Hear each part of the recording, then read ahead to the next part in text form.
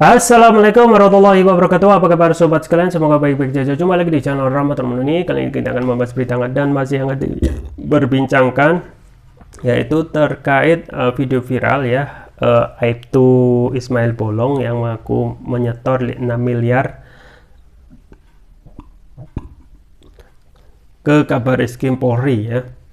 Nah, ini ada berita yang baru perkembangannya ya, apakah Ismail Bolong itu benar-benar melakukannya dengan dalam tanpa tekanan atau ada pihak-pihak yang memaksa gitu ya. Dan ternyata ini ada berita yang sifatnya temuan ya, dan menghebohkan terkait adanya ancaman ketika Ismail Bolong itu melakukan mengeluarkan video ya, yaitu ada ancaman dari Hendra Kurniawan ya, Brigjen Hendra Kurniawan yang kita ketahui adalah sebagai Karopaminal ya terakhir itu, dan sekarang karena terkait kasus Sambo ya sudah di sidang kode etik dan sudah di PTDH ya, pecat dengan tidak hormat. Ini yang sesuai yang dilansir oleh Tribun Media. Ini yang sesuai yang dilansir oleh tribunmedan.com ya. Ngaku setor 6 miliar ke Kabareskrim Polri, Ismail Bolong, saya diancam Hendra Kurniawan ya. Langsung saja kita baca dan kita ulas. Tribunmedan.com. Nama Ismail Bolong mendadak viral di media sosial saat persidangan Verdi Sambo dan Hendra Kurniawan berlangsung bulan ini. Ismail mengaku telah menyetor uang tambang ilegal kepada Kabareskrim Polri Komjen Pol Agus Andrianto. Dikutip dari tribunnews.com, menurut pengakuannya dalam video, Ismail memperoleh keuntungan dari hasil pengepulan dan penjualan tambang batubara ilegal. Dia menerima keuntungan sebesar 5-10 miliar setiap bulan terhitung sejak Juli 2010 hingga November 2021. Ismail mengaku telah berkoordinasi dengan Kabareskrim Polri Komjen Pol Agus Andrianto. Koordinasi itu disinyalir membackingi kegiatan ilegal yang dilakukan Ismail dan perusahaan tambang batubara agar tak tersentuh hukum. Ternyata Ismail mengaku ditekan saat membuat video tersebut. Kepada wartawan Tribun pada Sabtu 5 November 2022, Ismail membeberkan bahwa video tersebut direkam pada Februari 2022.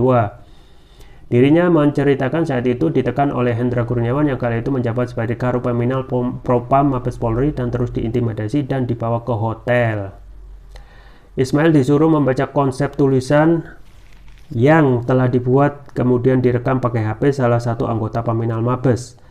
Ismail Bolong merupakan mantan anggota Polri di Polres Samarinda. Dirinya mengajukan pensiun dini di bulan April tapi baru disetujui 1 Juli 2022. Ya sobat sekalian, jadi ini memang Ismail Bolong ini ya sudah mantan anggota Polri Polres Samarinda ya, dengan pangkat Aibtu ya, jadi bintara satu langkah lagi menjadi Pama ya, perwira pertama, dan itu sudah mau pensiun dini di bulan April ya, tapi baru disetujui 1 Juli 2022 ya.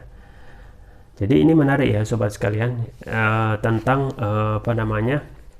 pengakuan dari Ismail Bolong ya, Aibtu Ismail Bolong yang saat ini memang sudah pensiun dini, terkait keberaniannya untuk melakukan ya bisnis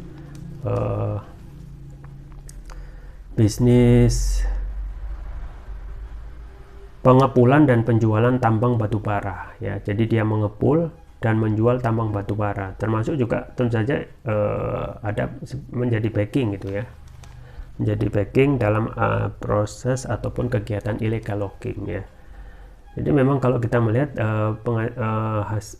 batubara sekarang kan naik gitu ya, per tonnya berapa gitu ya, dan ini ya patut kita sayangkan gitu ya, ini yang ada melakukan pengakuan ya.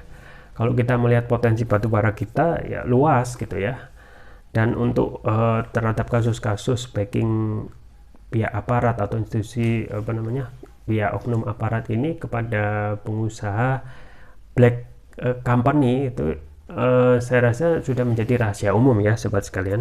Jadi memang dengan adanya potensi batubara kita ya, yang patut kita pertanyakan sudah berapa ya batubara itu yang dinikmati keuntungannya di kantong pribadi ya. Karena untuk Ismail Yusanto ini meskipun kita harus menjunjung tinggi praduga tak bersalah, tetapi ini tidak itu sudah menjadi rahasia umum gitu ya, bahwasanya ini adalah gejala yang dialami oleh banyak oknum Polri yang kita ketahui ya melakukan pelanggaran hukum gitu ya.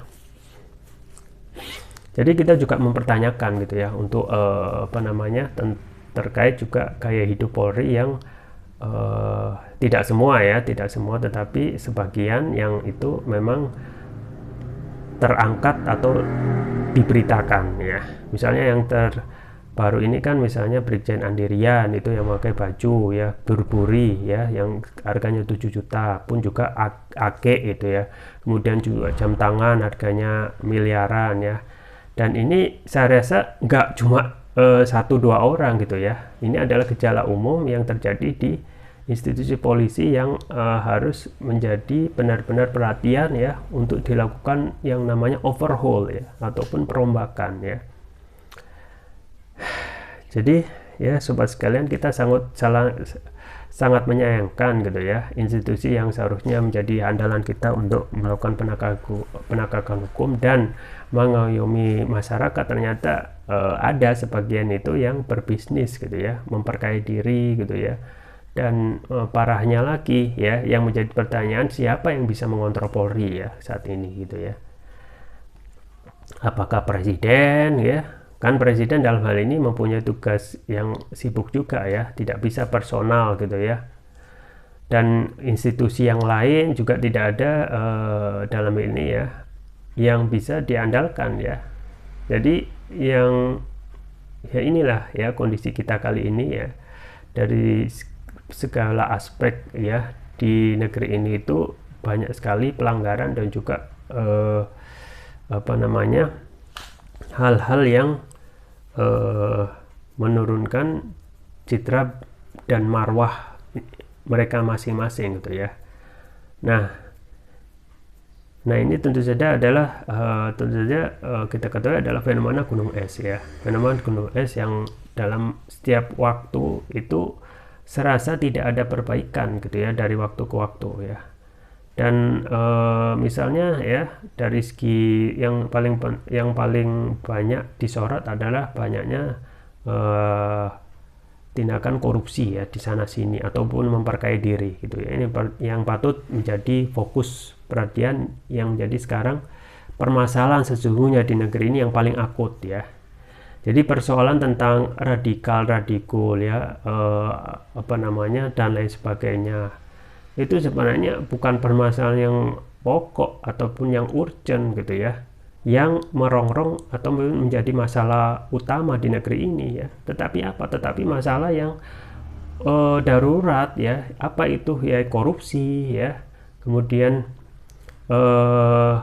TPPU ya, dan juga bisnis dari polisi yang dalam rangka untuk memperkaya diri secara ilegal ya. Bayangkan ya, ini dilakukan oleh institusi Polri yang seharusnya tugas mereka itu ya mengayomi rakyat gitu ya. Makanya kita juga mempertanyakan ya, seseorang polisi itu yang gajinya paling tinggi untuk irjen ya ataupun pati ya, panglima tinggi bintang 2 atau bintang 3 kan rata-rata take home pay itu 30 juta gitu ya. Misalnya untuk Sambo itu berapa kekayaannya ya, karena Pak Sambo kan baru 2 tahun menjabat Kadipropam gitu ya. Kemudian juga kita ketahui kekayaannya luar biasa ya, itu yang terlaporkan itu ya rumah itu minimal 3. Ini yang diketahui ya, yang tidak diketahui ya wow alam gitu ya. Yang kita itu 3 ya, yang rumah di Magelang, rumah yang ada di Bangka, dan rumah yang ada di Saguling ya. Untuk rumah yang di Bangka itu itu adalah kawasan elit yang harganya kalau untuk sekian itu minimal ya miliaran gitu ya. Belum lagi mobil ya, mobil itu minimal 3, itu yang dilaporkan atau yang diketahui ya. Yang tidak diketahui ya nggak ada yang tahu gitu ya. itu mobil itu minimal 3 ya, masing-masing Lexus itu minimal nggak ada yang di bawah 1 miliar, itu sudah berapa ya. Sedangkan ya posisi Kadipropam itu baru 2 tahun gitu ya, dan gaji rata-rata itu take home pay itu 30-an miliar lebih kurang ya. Ya makanya kita juga pertanyakan dari mana, apakah dari bisnis ya, atau dari bisnis yang di backing oleh penguasa juga ya. Jadi kita serba salah ya sobat sekalian ya, dalam hal penegakan hukum ya, kita masih bermasalah dari institusi polisi sendiri ya, yang tidak bisa diandalkan lagi dalam hal ini gitu ya. Nah dengan adanya kasus ini ya, seharusnya jadikan momentum ya, momentum perubahan, dan yang paling penting yang bisa menangani ataupun mengatasi ini semua yaitu institusi di atas Polri gitu ya, atau pimpinannya Polri di atas, yaitu siapa ya, presiden gitu ya. Dan tidak mungkin kita itu untuk melakukan penyelidikan ya terhadap kasus ya ini, dugaan pengakuan dari Ismail Bolong ini ya dilakukan oleh polisi sendiri, kan jadi jeruk makan jeruk gitu ya. Makanya masih bisa untuk bertindak ya tentu saja presiden dalam hal ini ya, untuk kasus ini saja ya, untuk membentuk tim ya yang benar seperti TGIPF ya, meskipun kita yakin ya TGIPF yang terakhir itu terkait tragedi Kanjuruhan itu ya tidak benar-benar hasil kerjanya tidak ditaati gitu ya, dan kita juga dilema juga ya. Tapi minimal ya kalau dalam hal ini Polri ataupun dalam hal ini presiden kalau ingin mempunyai itikat baik untuk segera menyelesaikan problem institusi Polri yang sekarang bertubi-tubi, memang harus tegas ya. Minimal untuk kasus uang yang diterima atau cuan yang diterima oleh misalnya yang dituduhkan oleh disetorkan kepada Kabar Reskrim, harus ada yang namanya audit ya. Audit yang dilakukan lembaga yang di luar institusi Polri ya, jangan institusi Polri yang melakukan audit, yaitu siapa, PPATK ya, PPATK yang nanti akan memeriksa ya kalau benar-benar ada transferan dana yang sifatnya misterius, itu harus benar-benar ditindak gitu ya. Dan yang paling penting kan yang menyebabkan ini terus-menerus bermasalah dan persoalan berulang-ulang karena hukum kita tidak tegas gitu ya. Ya, hukum kita untuk korupsi itu ya kita ketahui hukumannya sangat ringan sekali gitu ya. Untuk jaksa pinangki misalnya, untuk suap yang dilakukan oleh Joko Chandra itu cuma kalau nggak salah 4 tahun, itu kalau nggak sudah dikurangi ya jadi setahun ya kalau nggak salah ya. Jadi seakan baru kemarin jaksa pinangki itu masuk, sekarang sudah keluar lagi ya. Jadi kalau hukuman seperti ini ya dari mana bisa memberikan efek jerah gitu ya kepada pelaku ya korupsi, TPPU ataupun bisnis illegal logging yang dilakukan oleh oknum polisi misalnya. Makanya kita sangat menyayangkan ya sobat sekalian ya terkait masalah institusi Polri yang hal yang tidak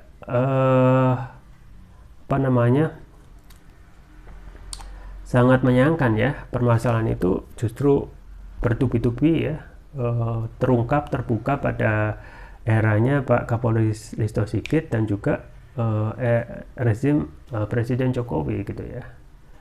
Nah itu persoalan belum selesai ya, kemudian juga hukum tidak tegas ya, dan kedepannya ya yang paling jadi pertanyaan ya untuk ke depan yang masih bisa dijadikan harapan ya untuk kasus ini ya, yaitu adalah tindakan tegas ya dari institusi Polri ya, ataupun ya presiden dalam hal ini harus take over terhadap kasus ini ya, supaya supaya ya institusi Polri itu kembali mendapatkan kepercayaan publik ya. Karena kalau sudah kepercayaan publik ini sudah hilang ya, maka udah nggak institusi ini ya tidak akan dalam tanda kutip tidak berguna lagi gitu ya. Dan masyarakat ya kalau ditanya ya, kalau sudah kepercayaan publiknya sudah hilang ya kemungkinan tidak dianggap lagi ya nanti kalau berurusan dengan polisi itu menghasilkan hasil putusan ataupun ya tindakan yang benar-benar memberikan keadilan gitu ya bagi rakyat, bagi yang saat ini masih mengandalkan institusi Polri gitu ya. Nah, harus harus ada audit dari PPATK ya, minimal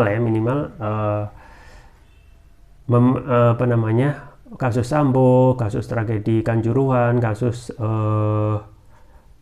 narkoba Teddy Minahasa, dan kasus yang terbaru pengakuan dari Aibtu Ismail Bolong ini benar-benar harus menjadikan momentum untuk melakukan overhaul gitu ya. Kalau ingin menjadikan institusi Polri ini menjadi institusi yang bersih ya, dan juga bisa dipercaya oleh publik gitu ya. Kalau tidak ya akan terus-menerus ya. Kan memang ada juga saya dengar juga ada istilahnya perang bintang yang ada di institusi Polri ya.